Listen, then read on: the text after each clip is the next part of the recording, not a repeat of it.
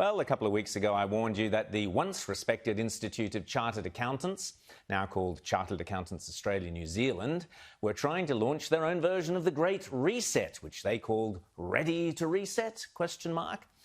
Inviting chartered accountants to attend an online event, they promised that the Treasurer, Mr Frydenberg, would participate in a discussion on, quote, helping shape the policy reset on both sides of the Tasman in order, quote, to reset, to promote fairer, stronger and more sustainable outcomes in what they described as the new normal.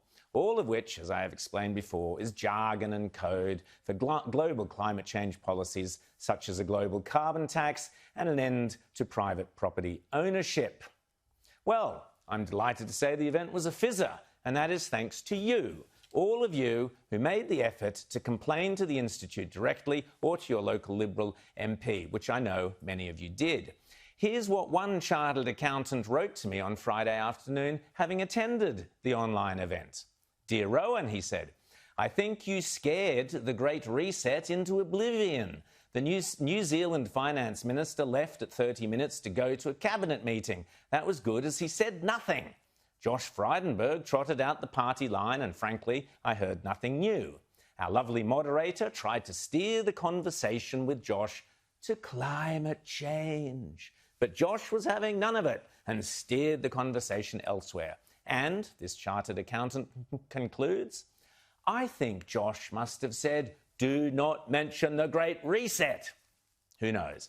But if so, well done to Mr Frydenberg and his team, and well done to you, because the only way we can stand up to this creeping woke garbage is calling it out and exposing it whenever and wherever we see it.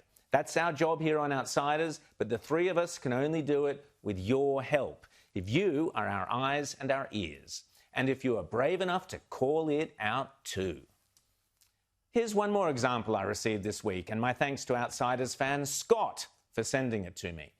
This is the official Hansard witness form for the Parliament of Australia. Could there be a more important legal document than one that identifies a person who is giving a sworn statement to the people of Australia to be recorded for all posterity in the nation's most important record? And what do we find? Take a look. A box on the top right-hand corner is for your preferred pronoun. This is woke gender identity rubbish. Although I may be a biological male, I can insist that I be referred to in Hansard as she or they or any other bit of postmodern craziness such as zeer or yourself or anything else. This is as stupid and as short-sighted as it gets. The purpose of our language is to make meaning crystal clear and concise, not to pander to idiotic woke fads and fantasies. What on earth will future historians make of this when they look back at Hansard and try to decipher this garbage? Can you imagine? And on the important issue of workplace bullying, Jaden Smith informed the Parliament that she had walked across the office to chat to Z about what they had decided all by yourself.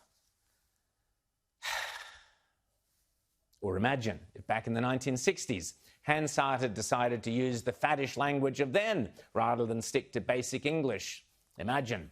And on the important question of workplace bullying, Miss Flower Petal Apple Jam informed the Parliament today that she was simply escaping the cosmic vibration of the man, and the vision of harmony was just like So Groovy Baby.